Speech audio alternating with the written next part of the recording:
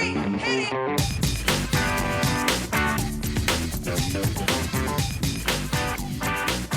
Good morning, good afternoon, good evening, and welcome to today's Caffeine for the Soul.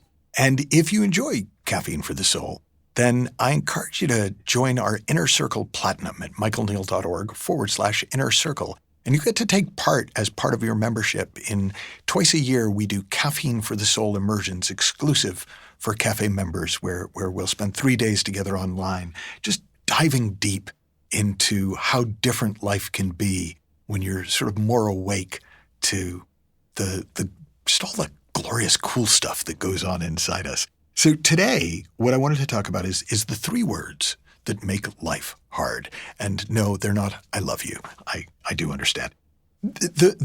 Now, when I talk about these words, I want to be really clear that the trick isn't to, well, I'll stop using the words, but I'll still mean the same thing and I'll just use different words to say it. It's like most people have learned, and in fact, our first word is but. And there are people who've learned, never say yes but, say yes and, but they mean the same thing. So when I'm talking about these words, I want to talk about why it is that they make life hard and what you can do instead. So, as I said, the first word that makes life hard is but.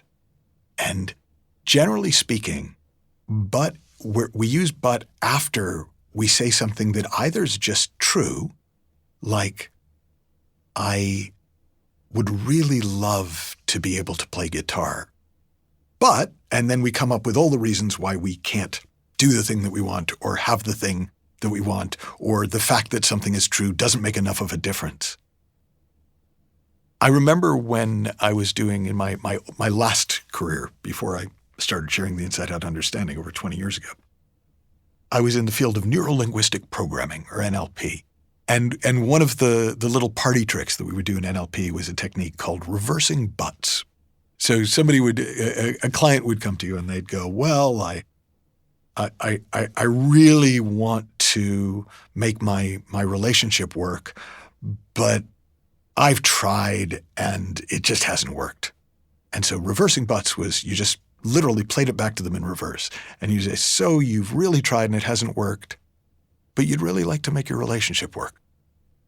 And the reason that kind of worked, even though it was just a little linguistic trick, was because but basically says, ignore everything before the word but, because what really matters is what's after the word but. Well, generally speaking, like I say, what's after the word but is all our reasons why we think the truth isn't enough. All the reasons why we think it doesn't matter that we want what we want, that it doesn't matter that things are as they are, and all the ways that we basically talk ourselves out of doing the things we'd really like to do. So the trick to not making life hard when it comes to the word but, ignore the but, and as best you can, just stay with what's true before the but. I actually had a mentor many years ago. She's lovely, very religious woman, and I must have said 4 or 5 times in our conversation, I'd say, well, I can really see the truth of that, but, and then I'd come up with some reason why it wasn't a good idea, and she just, Michael, screw the but, and then she burst out laughing, and it was one of the sweetest things I'd ever seen. But in a way, kind of what I am saying to you is screw the but, just stay before the but, and you'll find that what you know to be true is usually pretty true and way more helpful than you think. Now, the second word that makes life hard is why. And generally speaking, it's why am I not? Why haven't I? Why can't I? Why does this always? Why does this never? And what we're looking to do when we ask that question is understand why we suck, or understand why life sucks, or understand why things are so hard. And the problem is, A, most things are multifactorial. There are very few things that there's only one why. But the other is, as anyone who spent 7 years in psychoanalysis can tell you, knowing why you are the way you are doesn't actually change anything about it. So the trick when it comes to why, and again, not the word why, but that whole kind of throwing my attention onto looking for an explanation, is to shift from looking for an explanation to looking for the next step. As it doesn't really matter why you haven't done it yet. The question is, how could you start today? It doesn't really matter why it hasn't happened. The question is, what's something you could do right now that would make it more likely to happen? It doesn't really matter why you always do this habit that you wish you didn't do. The question is, how can you change the habit? And that one shift, again, not just in the words, but in the what you're paying attention to. With but, if you stop paying attention to what's after the but and start paying attention to what's before the but. With why, if you stop paying attention to the reasons and the explanation, and you start paying attention to how you might actually create or do or change what you want to create or do or change. And the third word that just makes life really hard unnecessarily is should. Again, I know you can play with the words. I always liked Albert Ellis, who created rational emotive therapy, who used to talk about shoulding on yourself and masturbation and autism, O-U-G-H-T-ism. And it's cute and it's fun and it's sometimes helpful.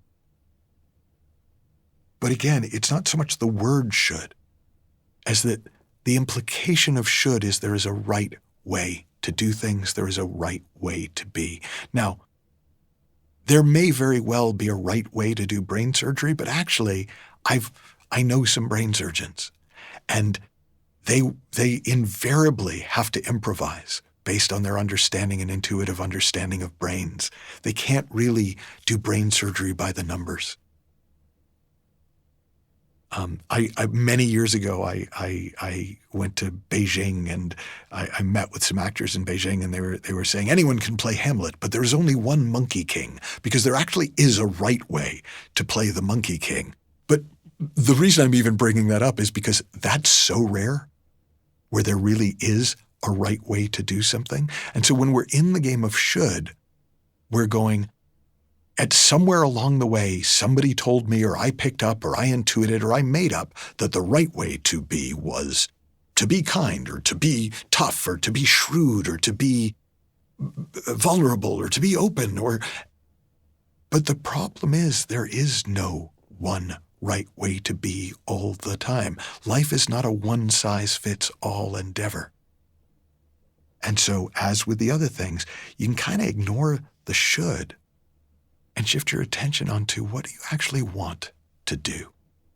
Not what you should do, not what you think you ought to do, not what everyone's telling you to do, but what do you actually want to do? And what you'll find is that when your attention's on what you want to do, wanting is the most beautiful inner GPS we have. When we can kind of clarify our sincere wanting, what we actually want, not all our ideas about what we're supposed to want, and I want $1 million and a pony. No, there are things you do want, and they might be quite simple. You might want a sandwich for lunch. You might want to go to a certain movie or not go to a certain movie. You might want to talk to somebody or not talk to them. Wanting is so simple, but it's actually an incredibly reliable guide. And so just that simple shift from, well, what should I do, to what do I want to do, makes all the difference in the world. That simple shift from why am I not to how can I? From, well, yeah, I mean, it would be great, but just to stay with, it'd be great. And you'll find life gets so much simpler, and your innate common sense, your innate knowing, your inner GPS starts kicking in. And you find that life not only starts to appear more simple, but you become exponentially more effective. Now, these are the kinds of things we talk about each month in our Impact Academy. And if you'd like to learn more about how to have conversations that change lives, please do check out michaelneill.org/Impact Academy. Have fun, learn heaps, happy exploring, and I'll talk with you soon.